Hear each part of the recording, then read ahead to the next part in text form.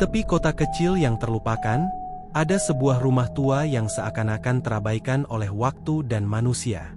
Rumah ini, dengan bangunan yang retak dan kotor, menyimpan misteri yang belum terpecahkan. Rumput di halaman depan rumah telah lama tidak dipotong, menutupi jalan setapak yang menuju pintu depan yang sudah rapuh. Dengan keberanian yang kuat, Yuda mencoba mendorong pintu depan yang sudah rapuh. Dia pun memasuki rumah yang gelap dan suram. Di dalam ruang tamu, Yuda melihat ruang yang dipenuhi debu dan benda-benda tua. Sofa yang rusak dan bagian dinding yang terkelupas menambah suasana menakutkan. Di atas meja, Yuda menemukan foto hitam putih dalam bingkai kayu yang pecah.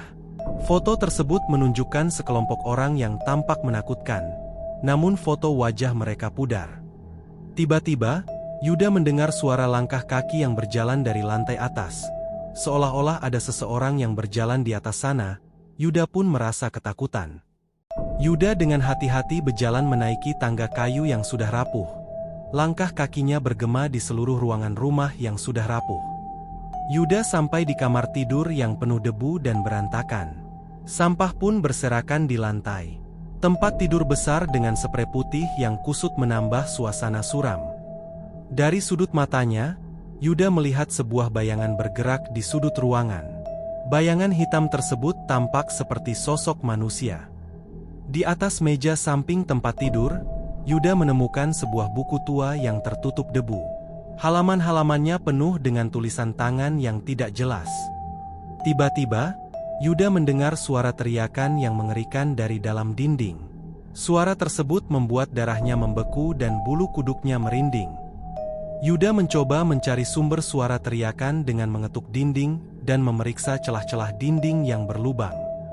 Yuda menemukan sebuah pintu rahasia tersembunyi di balik lemari. Dengan rasa penasarannya, Yuda membuka pintu dengan hati-hati. Akhirnya dengan kegigihannya, Yuda berhasil membuka pintu dengan paksa. Yuda memasuki ruang rahasia yang gelap dan penuh dengan benda-benda aneh. Patung kuno, koin kuno, lukisan kuno, serta barang-barang antik lainnya. Di sudut ruangan, Yuda menemukan sebuah kotak kayu kecil yang terkunci. Kunci tersebut memiliki simbol aneh di permukaannya. Dengan hati-hati, Yuda membuka kotak tersebut dan menemukan sebuah kunci tua di dalamnya. Kunci tersebut tampaknya memiliki petunjuk misteri yang sangat penting. Yuda kembali ke kamar tidur dan mencari kunci untuk pintu yang terkunci. Kunci tersebut cocok dengan salah satu pintu yang ada di ruangan tersebut. Di balik pintu yang terkunci, Yuda menyalakan lilin karena situasi ruangan sangat gelap. Yuda menemukan sebuah ruangan yang dipenuhi dengan benda-benda aneh dan sebuah cermin besar yang tertutup kain. Saat Yuda membuka kain dari cermin, dia terkejut melihat dirinya di dalam cermin yang tampak berbeda. Ada sosok baju hitam bermata merah melihat ke arah cermin, yang sedang memperhatikan Yuda dari arah belakangnya dalam cermin.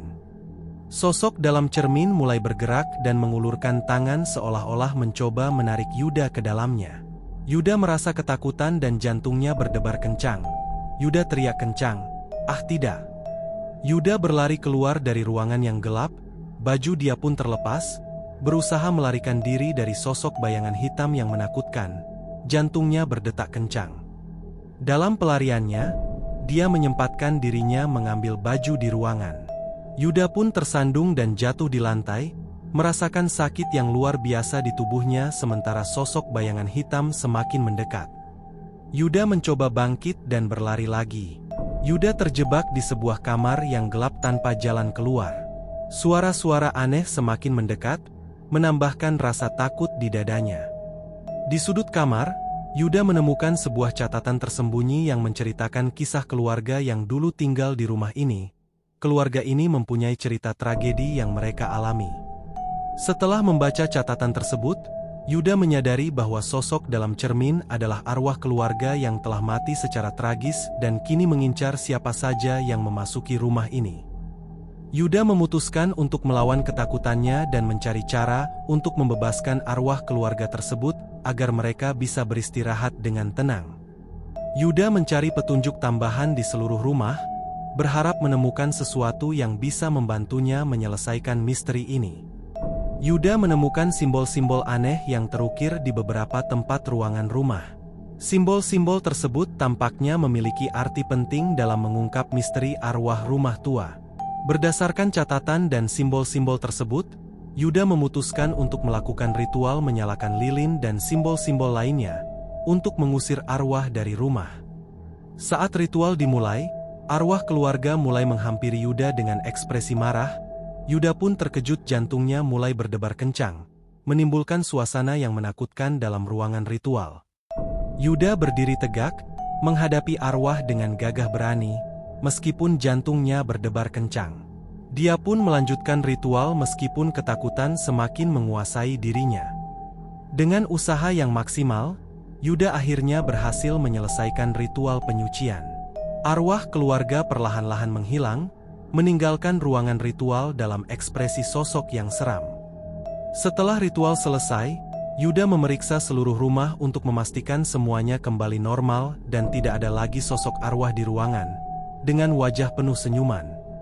Meskipun banyak perubahan positif, Yuda masih menemukan beberapa tanda-tanda baru yang menunjukkan bahwa misteri rumah ini mungkin belum sepenuhnya terpecahkan.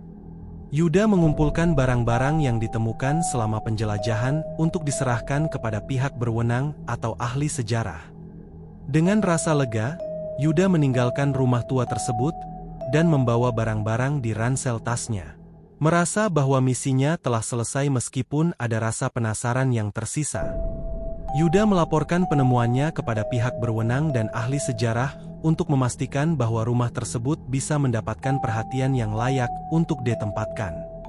Keesokan harinya, pihak berwenang memutuskan untuk melakukan penyidikan lebih lanjut terhadap rumah tua, untuk memastikan bahwa tidak ada lagi sosok arwah misterius di rumah tersebut. Keesokan harinya, ahli sejarah mulai meneliti latar belakang rumah dan keluarganya, mencoba menggali lebih dalam tentang tragedi yang terjadi. Akhirnya ahli sejarah memutuskan rumah tersebut untuk dapat ditinggalkan. Rumah tersebut akhirnya diperbaiki dan dipulihkan, berkat usaha dari berbagai pihak yang terlibat dalam penyelidikan dan restorasi rumah berjalan lancar. Yuda kembali ke rumah setelah restorasi, dengan wajah senyuman yang ceria, mengenang kembali petualangan dan tantangan yang dia hadapi. Meskipun misteri rumah telah terpecahkan, Yuda merasa bahwa kisahnya akan selalu menjadi bagian dari sejarah rumah tua tersebut. Masyarakat dan tetangga sekitar menyambut baik pemulihan rumah dan merasa lebih nyaman tanpa teror arwah yang mengganggu di area permukiman rumah. Dengan senyuman di wajah Yuda, dia merasa puas dengan mengungkap misteri rumah tua dan belajar banyak dari pengalaman yang penuh ketegangan. Rumah yang kini telah diperbaiki mulai menarik perhatian pengunjung baru yang ingin belajar tentang sejarah dan misteri masa lalu. Memori tentang kejadian tersebut dijaga dengan baik melalui dokumentasi dan pameran yang menceritakan kisah rumah tersebut. Meskipun rumah tersebut memiliki sejarah yang gelap, warisan yang ditinggalkannya kini dihormati dan dikenang dengan penuh rasa hormat. Rumah yang dulu penuh dengan teror kini menjadi simbol ketenangan dan pembelajaran bagi banyak orang. Yuda mengucapkan selamat tinggal pada rumah yang telah menjadi bagian penting dalam hidupnya dan merasa bangga telah membantu mengatasi misteri tersebut. Kisah Yuda dan rumah kosong mungkin telah berakhir, tetapi cerita dan pelajaran yang didapat akan selalu ada dalam ingatan mereka yang terlibat.